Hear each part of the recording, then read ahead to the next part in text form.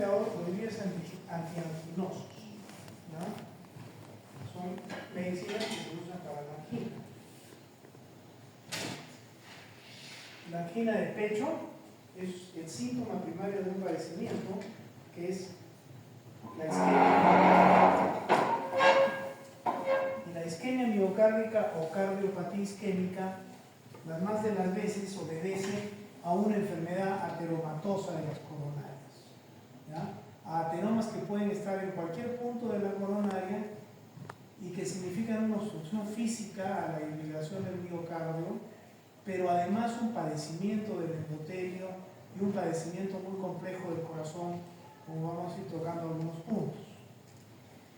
Pero la angina en sí se debe a un trastorno del aporte por el ateroma y otras repercusiones de la enfermedad, porque no solo significa la obstrucción física, sino más cosas. Hay un desbalance entre lo que la perfusión de oxígeno que tiene el miocardio y la demanda de oxígeno que tiene.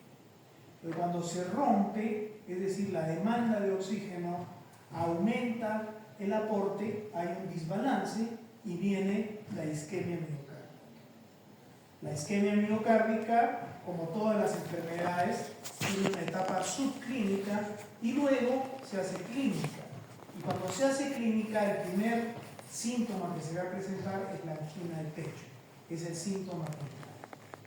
Cuando la enfermedad progrese, pues habrá más angina, habrá más dolor y en algún momento habrá un infarto y se morirá parte del corazón con todas las repercusiones que tienen para la función cardíaca y para la vida del paciente esos eventos, ¿ya?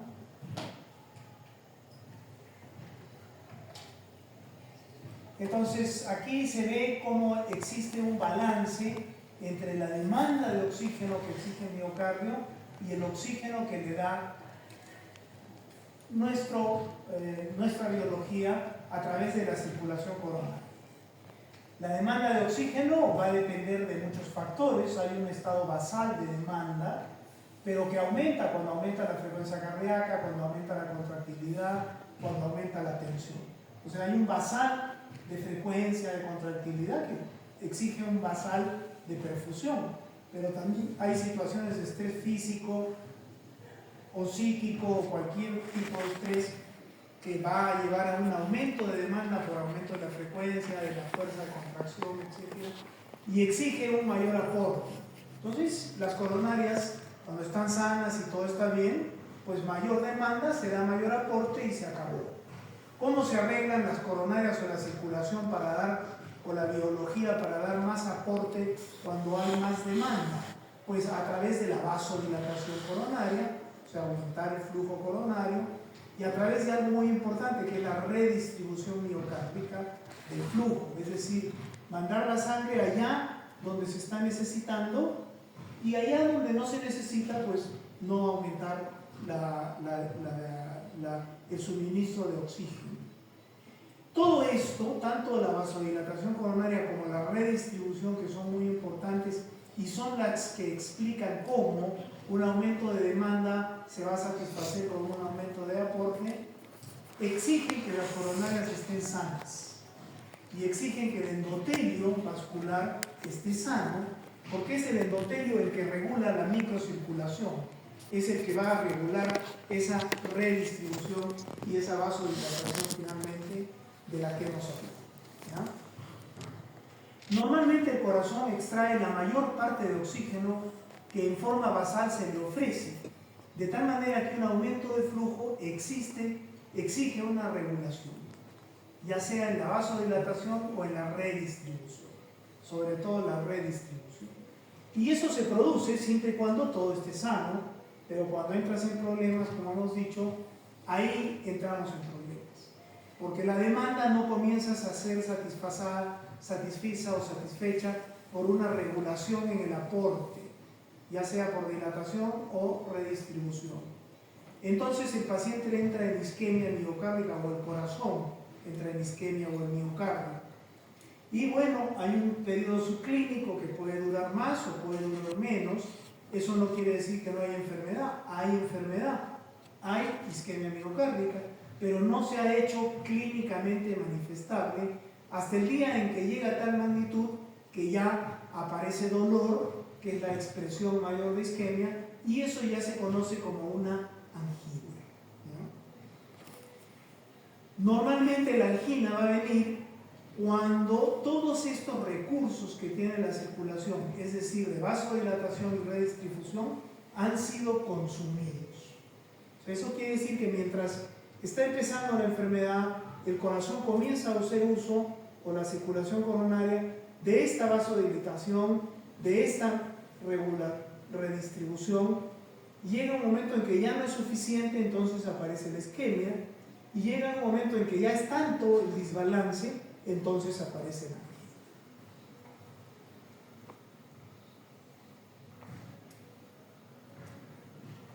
Entonces, ¿qué hacer cuando aparece la angina?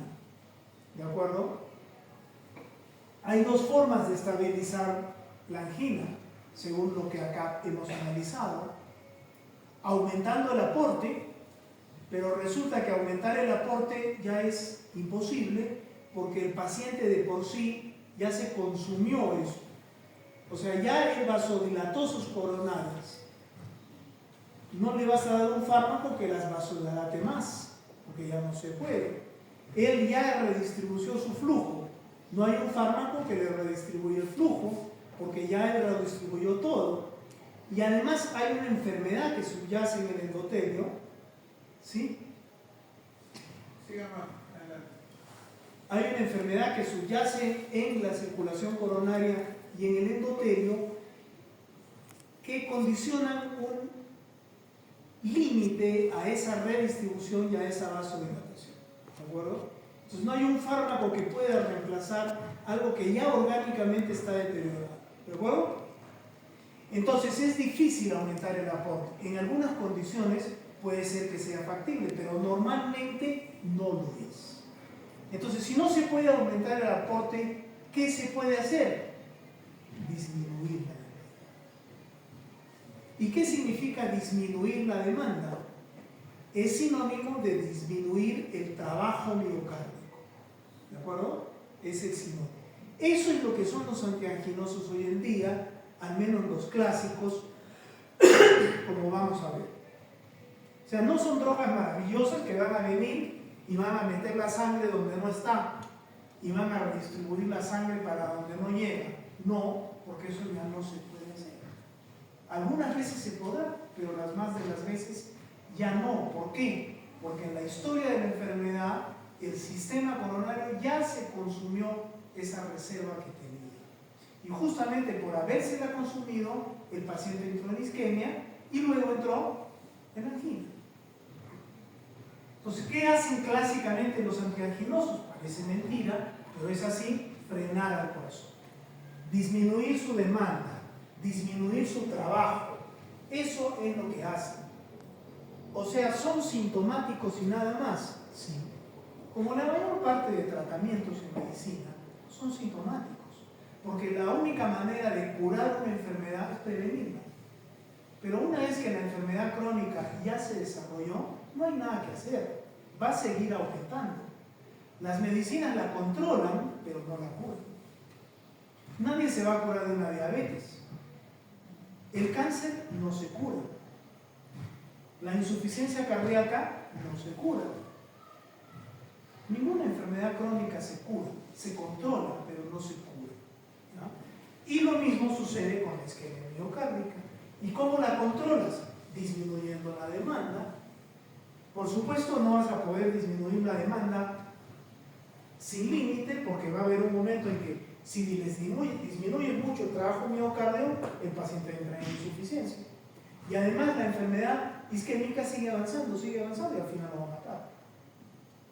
Es la historia natural. No somos eternos, ¿no es cierto? Entonces, ¿qué hacen los fármacos para disminuir la demanda? Disminuir el trabajo miocárdico. ¿Y cómo haces tú para disminuir el trabajo miocárdico? O sea, la demanda de oxígeno. Tienes que controlar esos parámetros. Disminuir la frecuencia, disminuir la contractilidad, disminuir la tensión del ventrículo. ¿Sabes que es lo mismo que está acá? Y algo muy importante, aumentar la diástole. Porque en la diástole es cuando se irriga más el miocardio. Porque en la sístole está todo apretado. En las coronarias, la microcirculación está apretada. Cuando entra en diástole, se relaja y la microcirculación entra mejor. Entonces es muy importante aumentar el tiempo de diástole.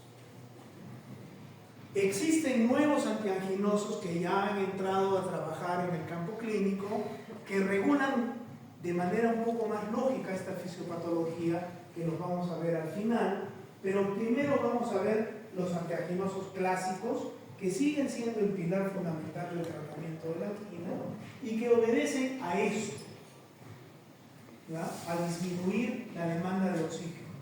Los antianginosos más modernos ya se orientan a controlar la fisiopatología del fenómeno isquémico.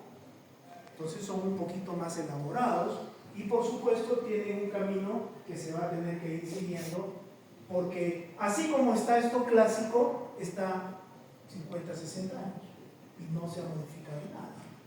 Con los nuevos antianginosos la intención es que se modifique, porque ya no apuntan solamente al fenómeno mecánico, sino al fenómeno biomolecular de la isquemia. Ok, estos son algunas menciones clínicas de lo que es una angina. Una angina ya entendemos lo que es, pero su representación clínica es un dolor precordial que tiene sus irradiaciones típicas, que se va a desencadenar ante el estrés porque aumenta la demanda de oxígeno. Típicamente una angina dura 30 minutos y se recupera solita, o con la administración de un nitrato. Un nitrato es un antianginoso. Eso es lo que define una angina. Y la angina puede estar así por muchos años.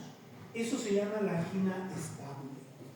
Quiere decir que ese paciente tiene un ateroma en la coronaria, tiene una disfunción en el endotelio, está trastornada su vasodilatación, está trastornada su redistribución miocárdica, pero bueno, sigue así durante meses o años.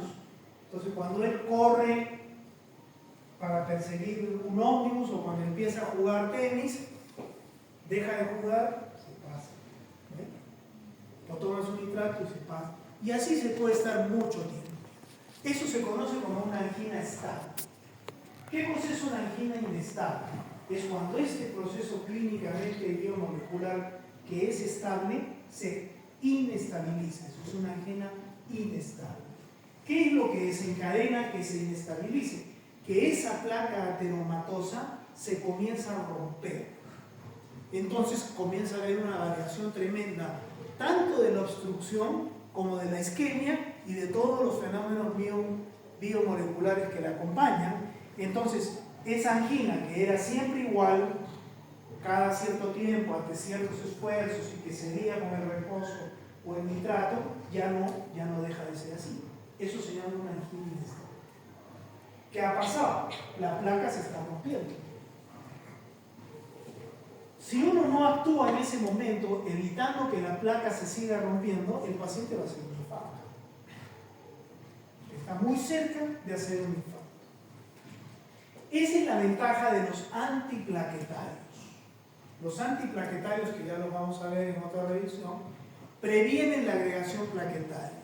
Un paciente cuya ateroma está inestable, ¿qué comienza a pasar? Agregación plaquetaria.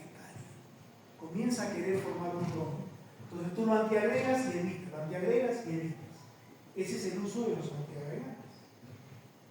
Obviamente no van a ser eternos, va a llegar un momento en que ya se agregó, se formó el trombo y entonces nos vamos al infarto.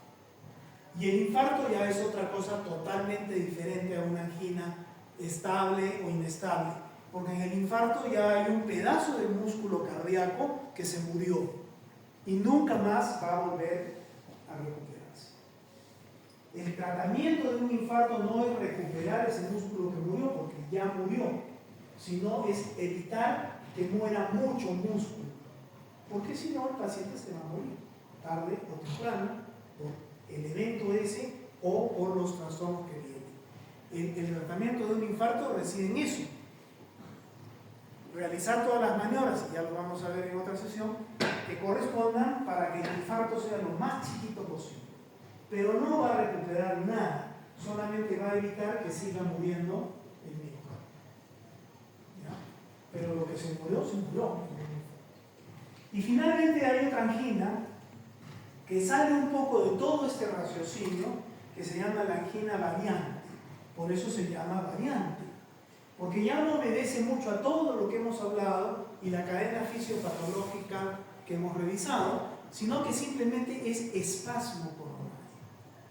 Este espasmo coronario se puede presentar en un paciente con ateromatosis, o sea, en un paciente con patología coronaria, o en un paciente con coronarias totalmente normales.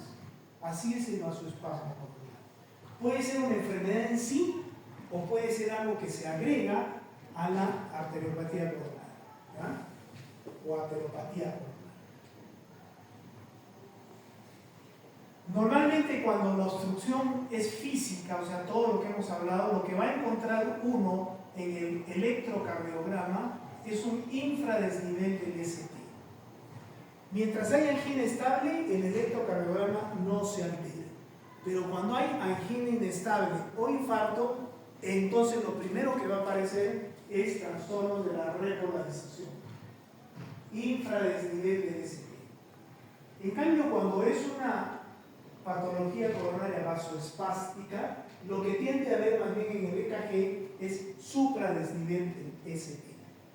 También es trastorno de repolarización, porque hay isquemia, pero se expresa diferente en general y por supuesto en el electrocardiograma. ¿Por qué es importante diferenciar la angina variante de las demás? Porque en la angina variante la capacidad vasodilatadora de los fármacos sí puede resolver el problema, porque es un vasoespasmo que lo puede resolver con un vasodilatador.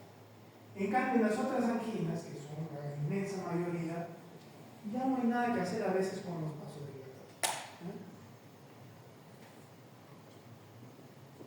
Ok. Entonces, ahora que hemos hecho ese raciocinio, vamos a ir revisando los tres grupos de fármacos clásicos, que son los nitratos, los bloqueantes de calcio y los beta bloqueadores. Los tres de ellos orientados fundamentalmente ¿a qué? A disminuir el trabajo miocárdico.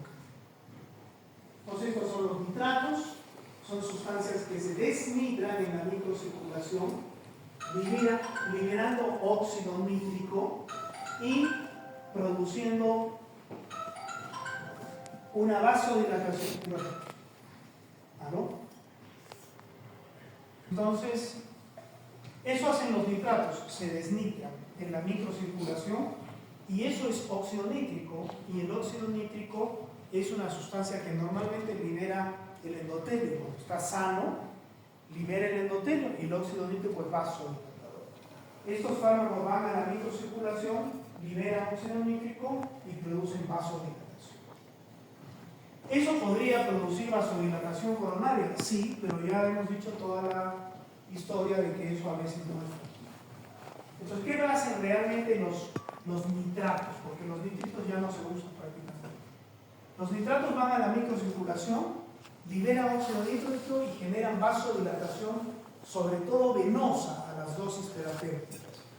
Entonces, al haber vasodilatación venosa, aumenta el reservorio venoso y la cantidad de sangre que regresa al corazón disminuye. O sea, disminuye el retorno venoso. Al disminuir el retorno venoso, el corazón tiene menos trabajo. Entonces se ha cumplido con el principio de disminuir el trabajo y la demanda de oxígeno miocárdico. Entonces este es un antianginoso. Eso es lo que pasa con los nitratos, ¿ya?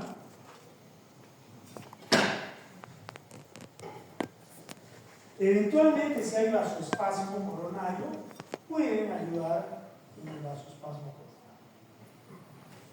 Este es el mecanismo como los nitratos provocan la vasodilatación. Normalmente la vasoconstricción es estimulada por el calcio, que une a la carnodulina y activa a la quinasa de la cadena ligera de miocina. Y la quinasa de la cadena ligera de miosina activada fosforila a la miosina. Y la miosina fosforilada interactúa con la actina y provoca la vasoconstricción. En cambio, el óxido nítrico estimula la producción, la activación de esta enzima, que es la guanil ciclasa. Y la guanil ciclasa convierte el GTP en GMP cíclico. Y el GMP cíclico desfosforila la cadena ligera de miosina, entonces ya no hay interacción con la actina y se produce vasodilatación. Ese es el mecanismo de la vasodilatación del óxido nítrico y de los nitratos que se desnitran, como hemos dicho. ¿Ya? Acá está apuntada esta enzima que se llama la fosfodiesterasa. La fosfodiesterasa inhibe a la AMP cíclico. Entonces bloquea la capacidad vasodilatadora, ¿no es cierto? Porque inhibe al GMP cíclico y entonces la miosina se queda fosforilada y se produce más contracción. Eso hace la fosfodiesterasa dentro de toda esta regulación. Bueno, la fosfodiesterasa puede ser inhibida por este fármaco. Ese fármaco es el sildenafil, es un vasodilatador que no se utiliza para la angina, sino se utiliza para potenciar la erección masculina. Es el Viagra, el sildenafil. ¿Cuál es su mecanismo de acción? Inhibir a la fosfodiesterasa, entonces aumenta el GMP cíclico, porque ya no se desintegra, y al aumentar el GMP cíclico hay vasodilatación y mejora la erección. Pero el sildenafilo no puede producir vasodilatación exclusiva en el pene, produce vasodilatación en todo lado. Cuando uno toma sildenafilo, una persona se van a poner los ojos rojos, la cabeza uno siente que está hinchada, distintas reacciones adversas del sildenafilo. ¿Por qué es que lo ponemos acá? Es para ver que es muy peligroso asociar nitratos con sildenafilo, porque puede haber mucha vasodilatación, la que produce el nitrato y la que produce el sildenafilo. ¿De acuerdo? Entonces, cuando hay mucha vasodilatación, uno puede decir, bueno, mejor, pues, menos retorno venoso, además se vasodilata el sistema arteriolar, el corazón puede trabajar más libre, porque disminuir el retorno venoso es disminuir la precarga, disminuir la resistencia vascular periférica arteriolar es disminuir la poscarga. Eso también alivia el corazón. Bueno, macanudo, hasta cierto punto sí. ¿Hasta qué punto? Hasta el punto que tanta vasodilatación te baje la presión arterial media. Porque cuando baja la presión arterial media, el corazón responde ¿con qué? Con taquicardia. Y la taquicardia aumenta la demanda de oxígeno o la disminuye. Aumenta.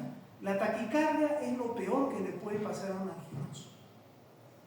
Porque el anginoso cuando hace taquicardia está a un paso de hacer angina inestable o hacer infarto.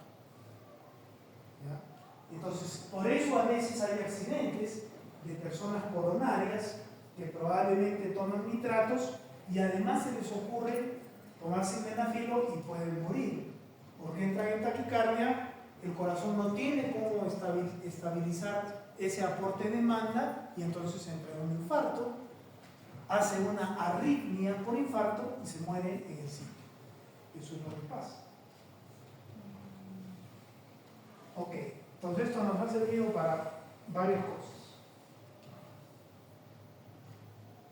Esto ya lo hemos analizado, ya sabemos que los nitratos lo que generan es vasodilatación, eso disminuye el retorno venoso y eso disminuye la precarga, disminuye la presión diastólica final del ventrículo y entonces disminuye tremendamente el trabajo miocárdico, la demanda de oxígeno y corrige. Eso es mientras tú mantengas dosis adecuadas del nitrato, pero si tú comienzas a aumentar el nitrato, puede pasar lo mismo que con el sildenafilo. El nitrato ya no solo vasodilata las venas, sino vasodilata también las arterias, genera mucha caída de la presión, taquicardia, infarto. Es un doble filo. ¿Ya? Pero por supuesto, a las dosis a las cuales se maneja, el objetivo es disminuir solo el retorno venoso para así aliviar el corazón. Cuando tú disminuyes el retorno venoso, el ventrículo se llena con menos sangre. Entonces tiene menos sangre que botar. Tiene menos retorno venoso, menos precarga. Entonces va a tener menos trabajo. Eso ya lo entendimos. Además, otra cosa importante que pasa es que como hay menos sangre, hay menos tensión en el músculo. Cuando hay menos tensión en el músculo se irriga mejor. ¿Ya? Entonces son varios beneficios. Y sobre todo y otra cosa que hay es menos compresión en la zona más profunda del miocardio, porque hay menos sangre, menos compresión, y eso mejora el riego submiocárdico. ¿Ya? Que es donde generalmente empiezan los infartos, porque es donde hay más tensión. Entonces, todos esos son beneficios de disminuir el retorno venoso. Por supuesto, el principal es el hecho que disminuye la precarga y eso disminuye la demanda y eso estabiliza la vida.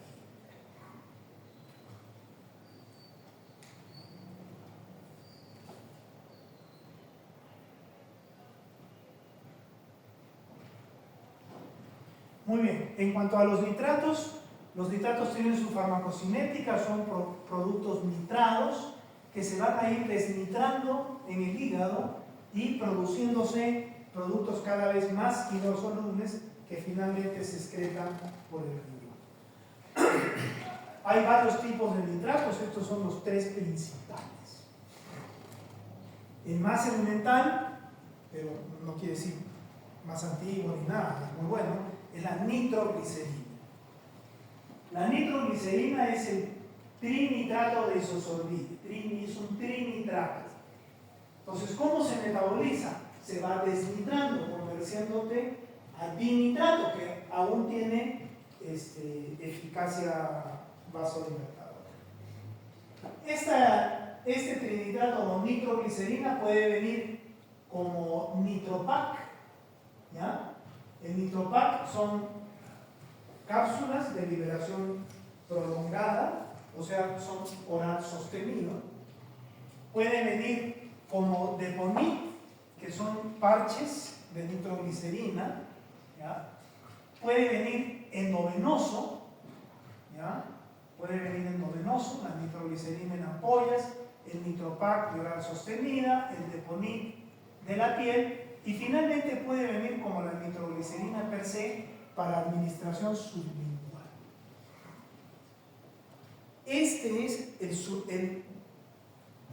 La nitroglicerina sublingual es el tratamiento clásico de la angina.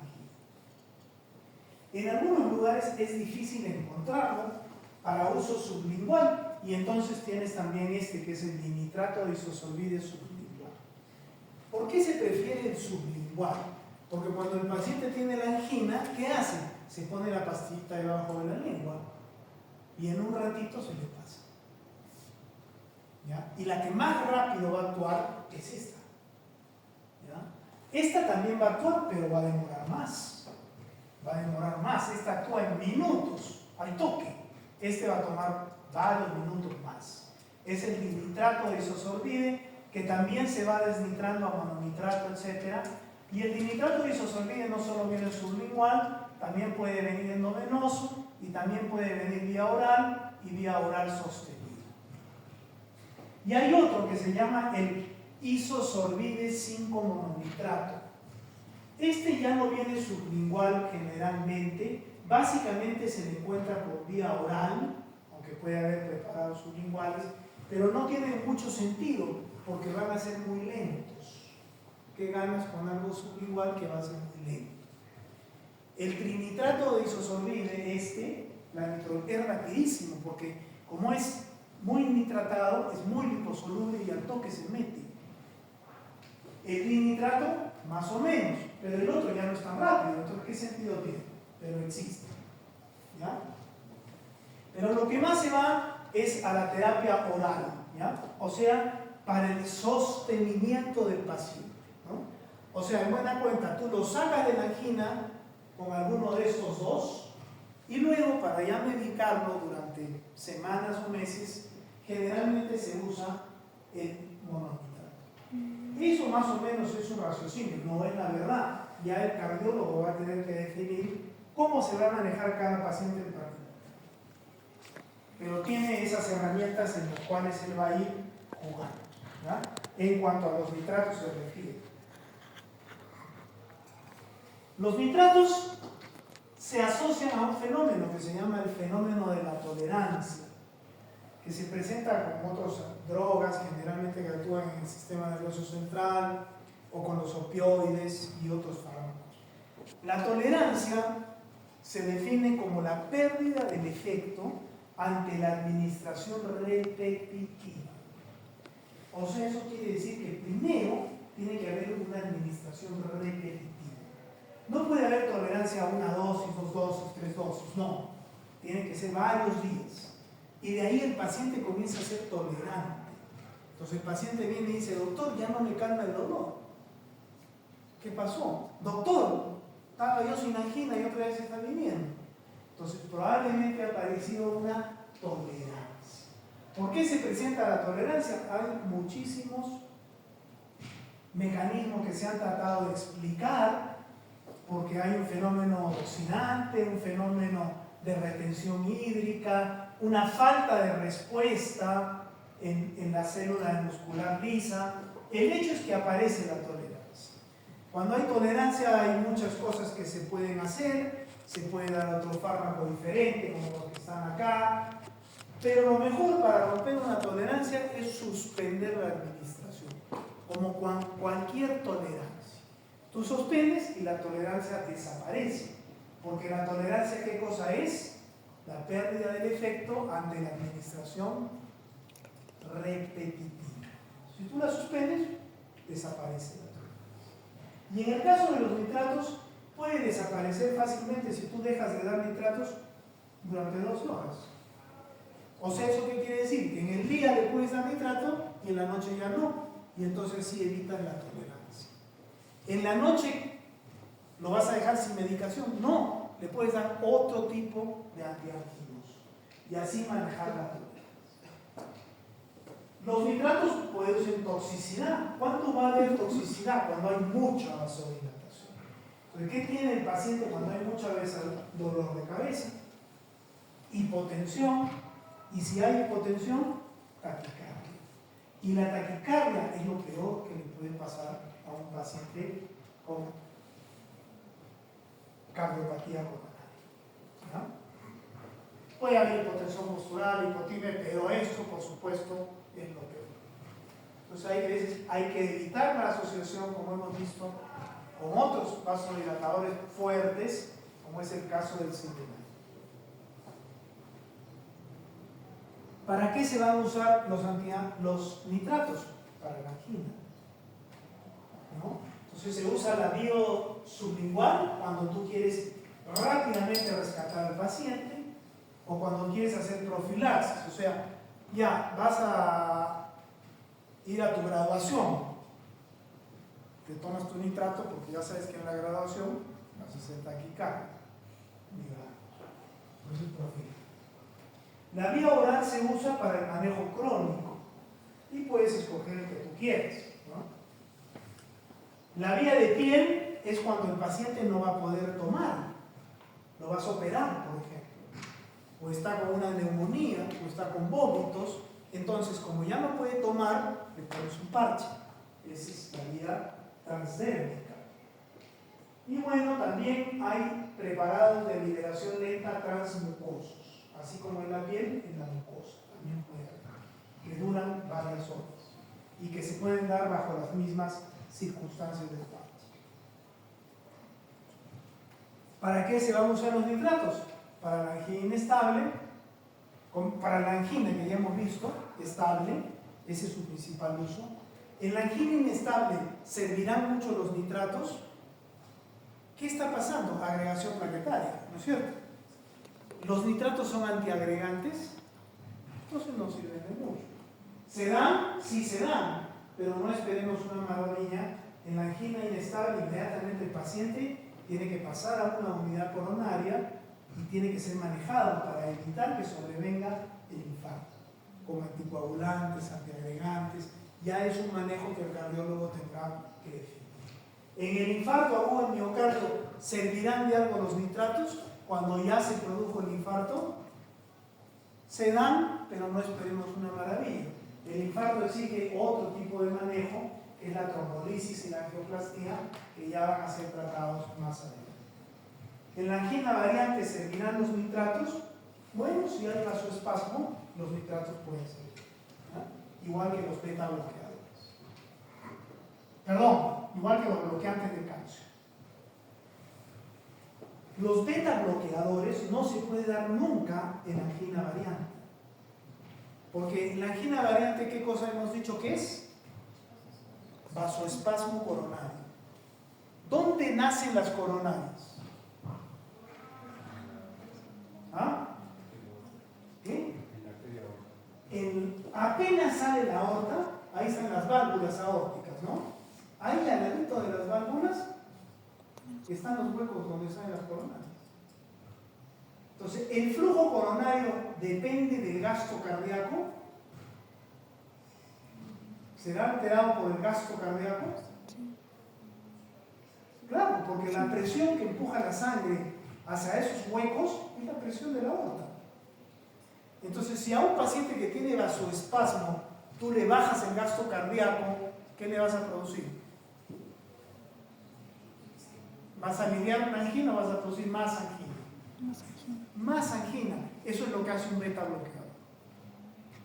Entonces, cuando tú tienes una angina espástica, das un vasodilatador para que vasodilate las coronarias. Pero tú no quieres hipotensión, porque si no va a ser peor. Entonces, si le das un beta bloqueador, el beta bloqueador, que ustedes ya han revisado en el sistema autónomo, frena el corazón, disminuye el gasto cardíaco, disminuye la presión arterial. Cuando tú frenas el corazón, disminuyes el gasto cardíaco, puedes ser antianginoso. Si frenas al corazón, disminuye su trabajo, puede ser antianginoso. Sí. Los beta bloqueadores son antianginosos porque disminuyen el trabajo, pero pueden deteriorar la irrigación coronaria. Sí. En una arteriopatía coronaria ya no la van a deteriorar porque ya peor no puede estar, pero en un vasoespasmo coronario sí. Porque si hay vasoespasmo y le baja la presión, lo fregaste. Entonces, en el vasoespasmo coronario lo que hay que dar es vasodilatadores.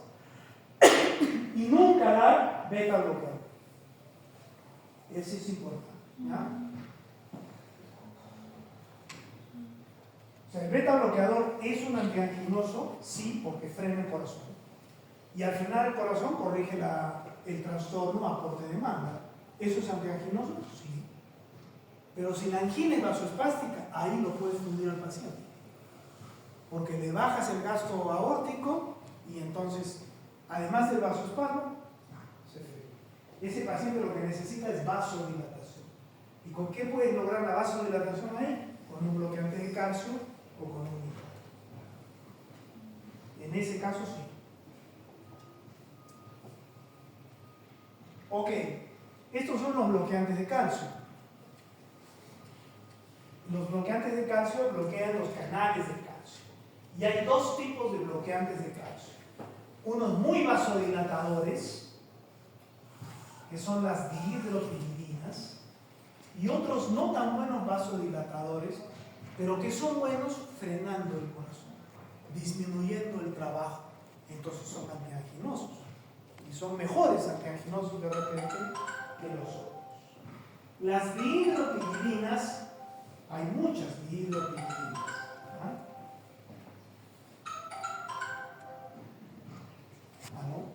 Ahora, ¿quiénes son? Nifedipino, nicardipino, limodipino, amlodipino, y hay otras más, ¿ya? Hay otras más, ¿ya? Y las no dihidropiridinas son dos, el verapamino y el diltiazem, verapamilo y diltiazem.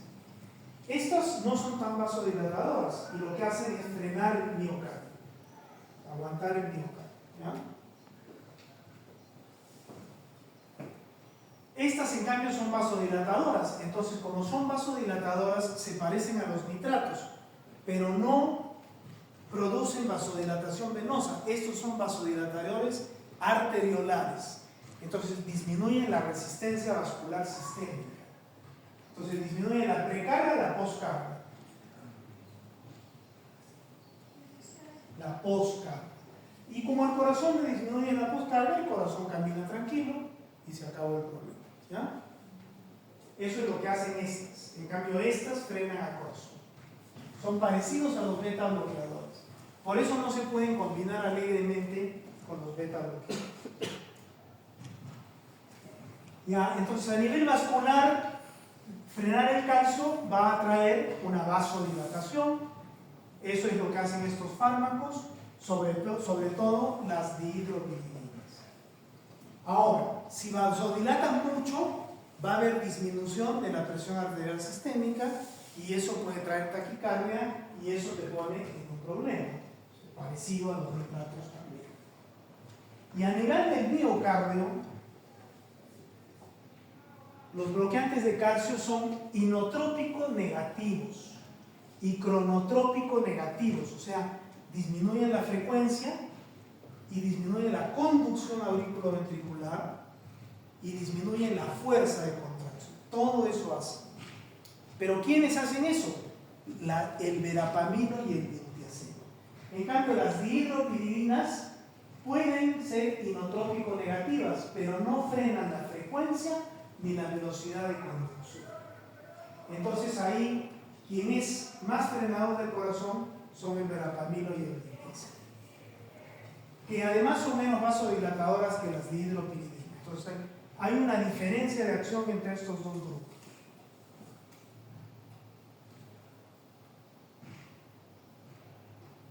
Entonces las dihidropiridinas son más que nada vasodilatadoras, disminuyen la resistencia vascular, disminuyen el consumo de oxígeno, pero pueden producir taquicardia, es el problema. No son inotrópico negativas y no son cronotrópico negativas. En cambio, verapamilo y diltiazem sí lo son, porque tienen capacidad de bloquear los canales de calcio en el nodo sinusal y bloquear su recuperación, así como en el sistema de conducción. En cambio, las dihidropiridinas no pueden bloquear muy bien ahí. Entonces, solo son inotrópico negativas.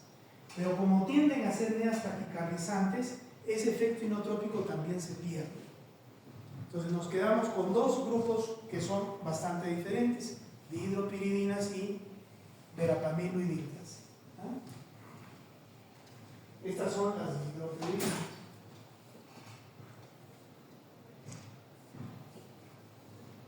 En cambio, verapamilo y diltiazem, esas son menos vasodilatadoras, es verdad, pero son inotrópico, cronotrópico y dromotrópico negativas. Entonces estas te frenan fuerte al corazón. A frenarte fuerte al corazón son antianginosos. ¿Cuál es su problema? Ya no es tanto la vasodilatación y la taquicardia como las dihidropiridinas, sino la depresión miocárdica. Entonces por eso es peligroso asociar verapamilo y diltiazem con un beta bloqueador, que también es inhibidor del miocardio.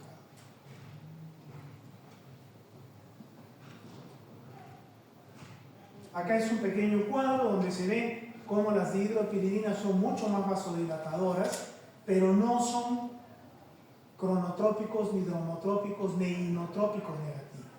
En cambio, estos sí son menos vasodilatadoras, pero mejor en el otro punto. ¿Ya? Los bloqueantes de calcio se dan por vía oral, tienen metabolismo de primer paso más o menos alto, pero bueno, y además tienen metabolitos activos, eso hace que des pocas dosis. Reacciones adversas depende, ¿no? Si son tipo dihidropiridinas, el problema va a ser parecido a los nitratos, por mucha vasodilatación, cefalea, lipotimia, hipotensión, taquicardia. ¿Ya? Aquí hay algunas cosas que se han hecho con las dihidropiridinas para que no tengan tanto este problema de bajar mucho la presión, dar taquicardia, estar así.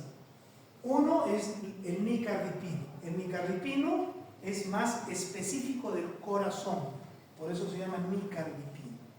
Pero el que ha marcado diferencia en verdad es el amlodipino. Porque el amlodipino es un vasodilatador lento. No es tan abrupto, es lento. ¿Ya? Al ser lento genera menos reflejos, menos taquicardias, y entonces eso es el beneficio del amlodipino, ser una droga lenta. Dentro de las dihidropiridinas es la que menos problema va a tener con la vasodilatación y la taquicardia.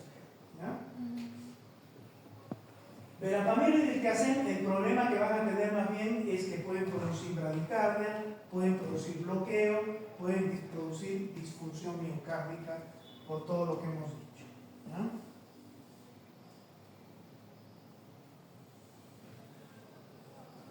Entonces, ¿para qué se usan los bloqueantes de calcio? ¿Pueden entrar en angina variante? Sí, porque son vasodilatadores, sobre todo las dihidropiridinas. ¿Entran en la angina de esfuerzo? Sí, sobre todo verapamil y diltiazem, pero algunas veces dihidropiridinas también. ¿Entran en la angina inestable, en el infarto? Ya no tanto, pero sí pueden entrar. Y tienen otros usos, en la migraña, por ejemplo, en la enfermedad de Raynaud, por su capacidad vasodilatadora, que es un problema vasospástico.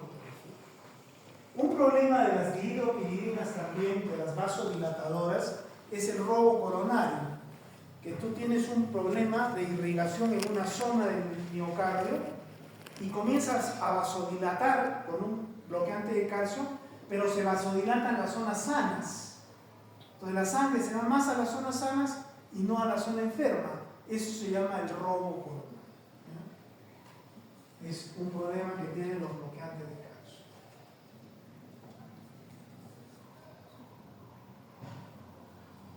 Finalmente, los beta bloqueadores.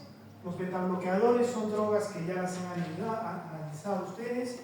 Son bloqueantes beta 1, beta 2. Hay específicos y inespecíficos. Hay distintos tipos de beta bloqueadores. Pero el hecho es que el beta bloqueo en el corazón lo frena. Y al frenar el corazón, disminuye la demanda y corrige la angina. Entonces, los beta bloqueadores son antianginosos. ¿No? Ratito, ¿no? Entonces los beta bloqueadores lo que hacen es esto: son cronotrópicos e inotrópicos negativos y también drogotrópicos negativos, o sea, igual que el verapamil, que las dihidropiridinas, pero ya no lo hacen a través de bloquear los canales de calcio, sino a través de bloquear los receptores beta 1 en el corazón, ¿no? Beta 1. Entonces eso hace que el corazón trabaje menos, por ende bota menos sangre, y lo que pasa es que se queda con más sangre, y eso a veces puede aumentar la presión diastólica final, lo que no es bueno. Pero bueno, en un equilibrio terapéutico sí sirven como antianginosos. ¿Ya? ¿Y cuál será su problema? El mismo que tienen verapamil y diltiazem, es decir, frenar mucho el corazón, ¿no? Comenzar a inducir mucha bradicardia, mucho bloqueo y mucha depresión miocárdica. Esos son los beta bloqueadores.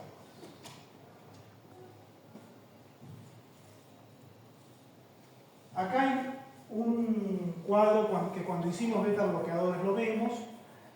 Hay de primera, de segunda y de tercera. Todos estos pueden ser involucrados en la terapia antianginosa a veces de alguna manera, ya depende cómo el cardiólogo enfoque, aunque los clásicos son el propanolol y el atenolol.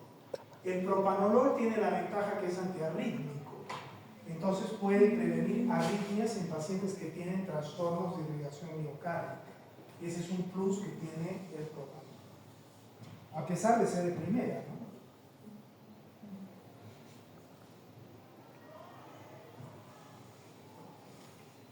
Los antianginosos se pueden combinar, ¿ya? Si uno quiere, hay mucho vasoespasmo, uno puede combinar nitratos con bloqueante de calcio, ¿no es cierto? El nitrato puede dar taquicardia, ya hemos visto, ¿no? Por mucha vasodilatación. El beta bloqueador frena la taquicardia. Entonces entonces ahí también puede haber una situación. El beta bloqueador hace que el corazón se quede con mucha sangre. El nitrato más bien le baja la sangre, entonces puede haber a veces una utilidad en combinarlos. Es muy delicado, solo lo hace un cardiólogo, pero ahí están algunas disquisiciones, ¿ya? Bloqueante de calcio y beta bloqueador. Si es una dihidropiridina, sí puede conversar con el beta bloqueador, pero si es verapamil y diltracén que frena el corazón, no puede conversar con beta bloqueador porque se frena mucho el corazón. Y bueno, así pueden haber otras combinaciones, ¿no? Y luego vienen los nuevos antianginosos.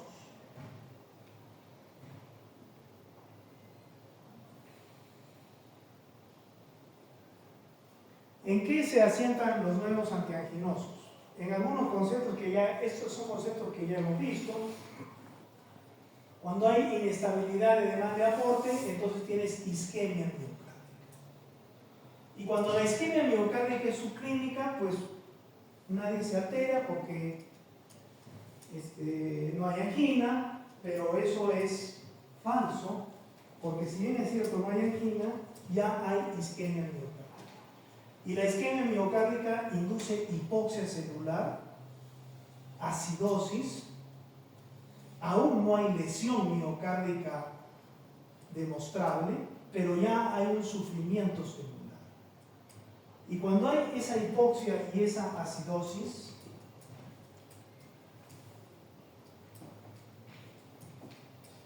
repercute en la irrigación miocárdica, repercute en la función endotelial, y lo que pasa es que comienzan a liberarse una serie de sustancias, de mediadores, ¿ya?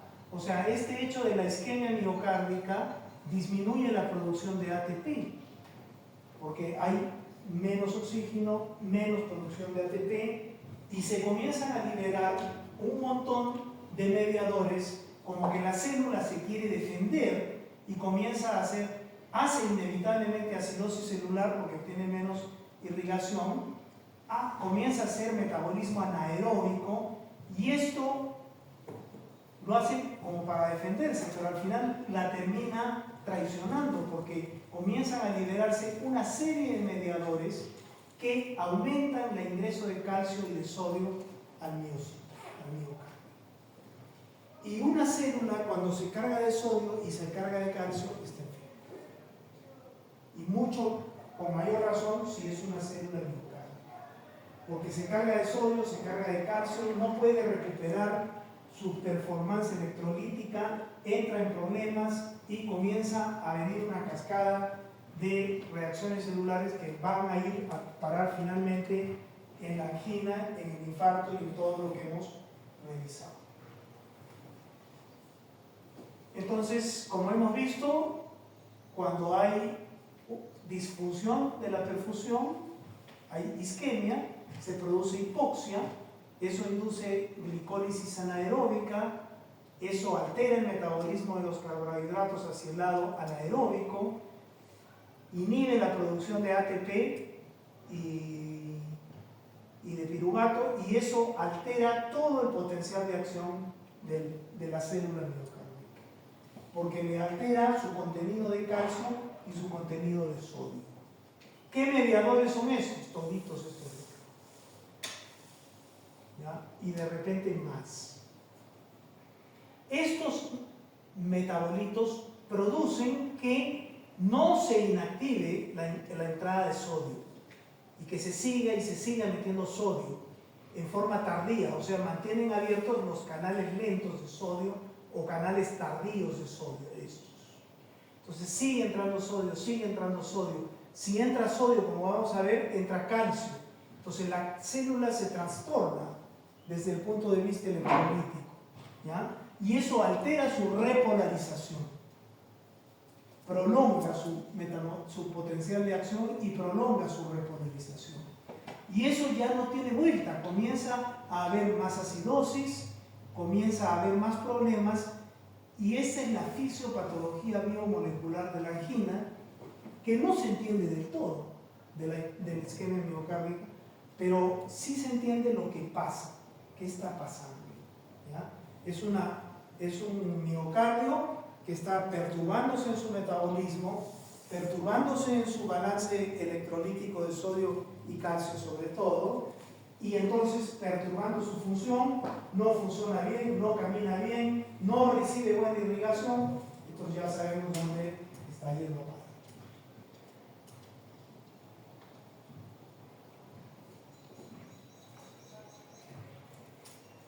Entonces este es el potencial de acción, ¿ya?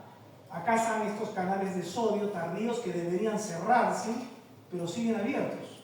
¿Por qué? Por todas estas cosas. Siguen abiertos, siguen metiéndole sodio a la fibra. Este es dentro de la fibra. Entonces aumenta el sodio. Cuando aumenta el sodio solo puede salir por una bomba, pero a expensas de que entre protón. O puede salir por esta bomba, pero a expensas de que entre calcio. Entonces la fibra miocárdica se llena de calcio y se llena de sodio, lo que perturba su repolarización, todo su funcionamiento y su salud. ¿Ya?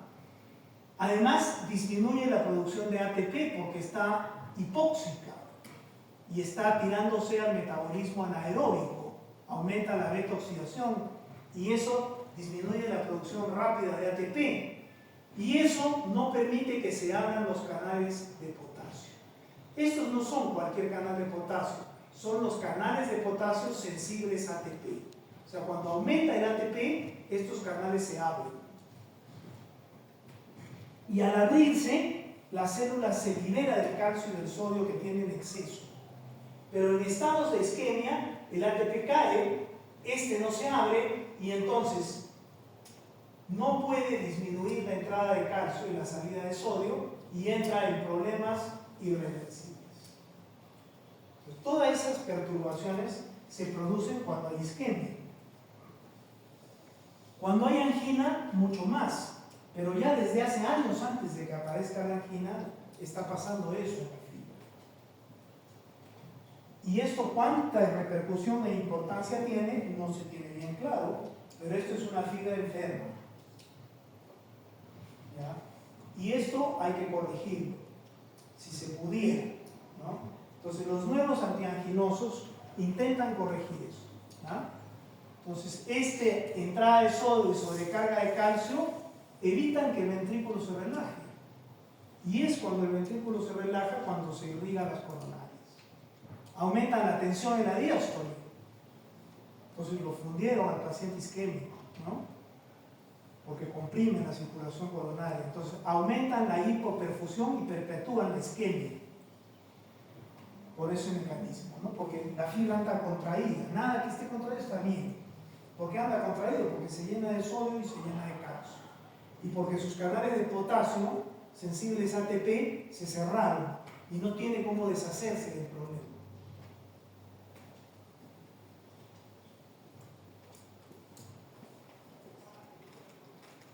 Entonces, el primer fármaco que aparece es este, el micolantín. Esto se descubrió porque se vio que después de una isquemia, cuando tú corriges la isquemia, o sea, viene un paciente con infarto, viene un paciente con angina inestable, tú corriges ese problema y la fibra miocárdica comienza a abrir los canales de potasio sensibles a ATP. Entonces ahí entendieron que había algo. Eran canales recuperadores en el miocardio. O sea, estos canales, cuando tú tienes un infarto o una isquemia, estos canales se cierran. Y cuando te estás recuperando de la isquemia, estos canales se abren. Y al abrirse, hay circulación del potasio, ¿ya? Que permite la salida del sodio y del calcio. De manera práctica es así. Estos son cosas muy complejas biomoleculares, pero pasa. Entonces, estos canales de potasio sensibles ATP se entendieron como protectores y recuperadores de isquemia. Y se entendieron que entraban a trabajar después del infarto, después de la isquemia, ¿ya? Y así se les conoció. Una vez que se les conoce, se les comienza a manipular con fármacos. De tal manera que nace este, que es el nicorandil. ¿Qué cosa es el nicorandil? Una sustancia que abre los canales de potasio sensibles. Y entonces permite que la fibra se desfogue de todo el problema. Ese es el raciocinio del nicorandil. El nicorandil además libera nitrato, y ya sabemos lo que el nitrato hace en la microcirculación. Entonces, ¿qué hacen? Abren los canales de potasio sensibles ATP, permiten que haya el flujo de calcio, y eso el flujo de potasio, salida, y eso bloquea o disminuye la entrada de calcio. Y cuando entra menos calcio, la fibra se relaja. Se permite irrigar por las coronarias y se recupera el problema. Eso es lo que hace el nicorandil.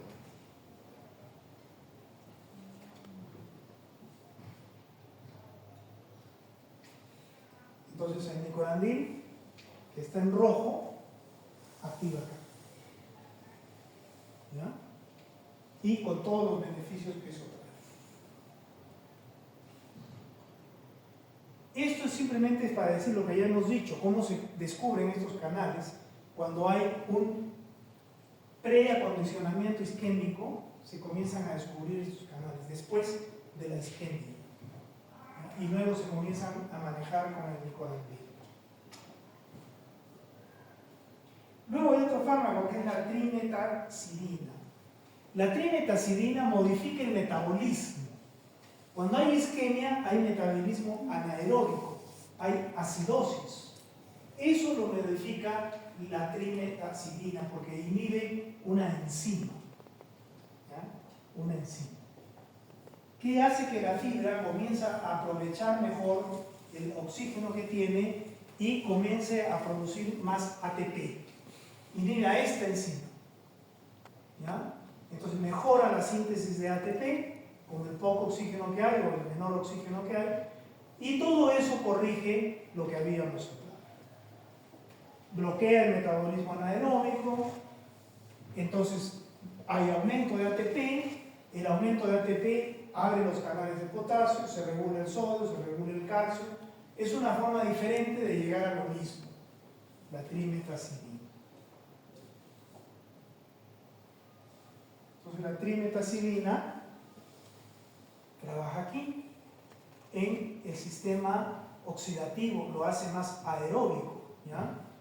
Y entonces mejora la función ante situaciones de isquemia, y como aumenta el ATP, ya sabemos que va a abrir estos canales que son tan beneficiosos.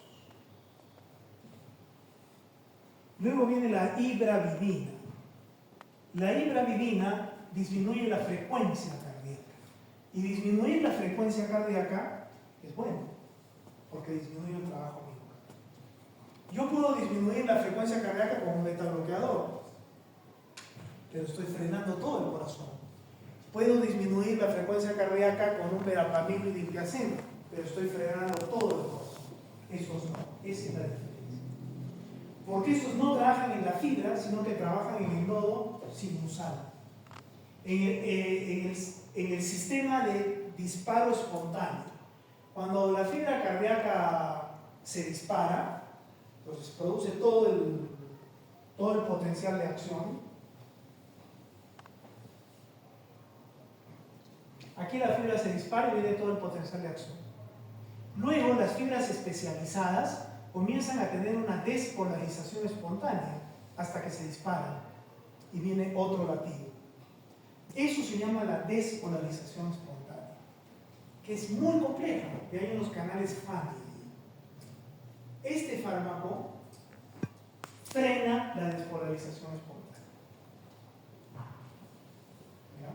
O sea, la ibravidina frena la despolarización espontánea. Inhibe los canales FANI, que son de sodio y calcio, y entonces reduce la pendiente, la hace más lenta. Entonces te disminuye la frecuencia cardíaca, pero te mantiene el trabajo miocardio. Entonces es muy interesante lo que hace la ibravidina. Es cronotrópico negativo, pero no es inotrópico negativo. Verapamil y diltiazem y beta bloqueadores son cronotrópico negativas, sí, inotrópico negativas también. En cambio, este es cronotrópico sin ser inotrópico negativo, porque trabaja en el disparo de la contracción, en el nodo sinusal. Ahí.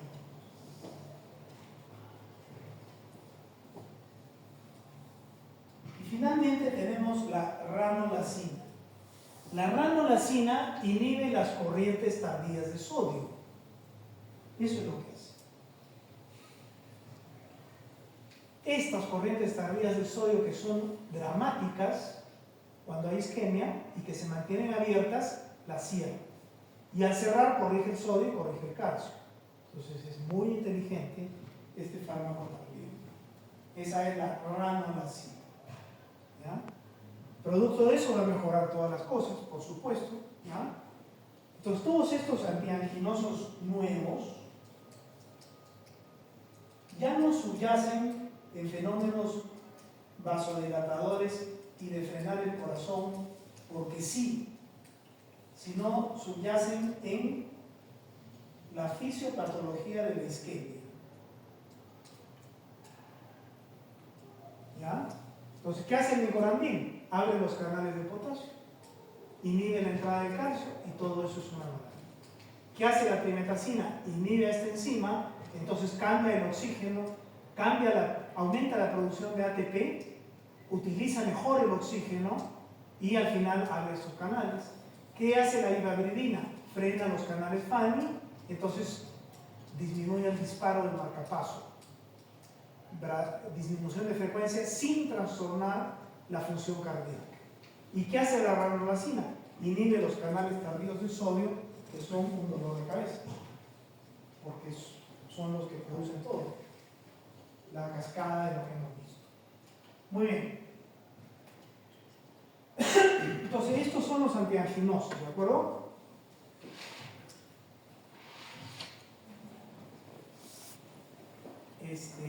No sé cómo va a ser esto de la huelga, ya lo iremos viendo. Se supone que el lunes es el examen, ¿no es cierto? Entonces esperaré.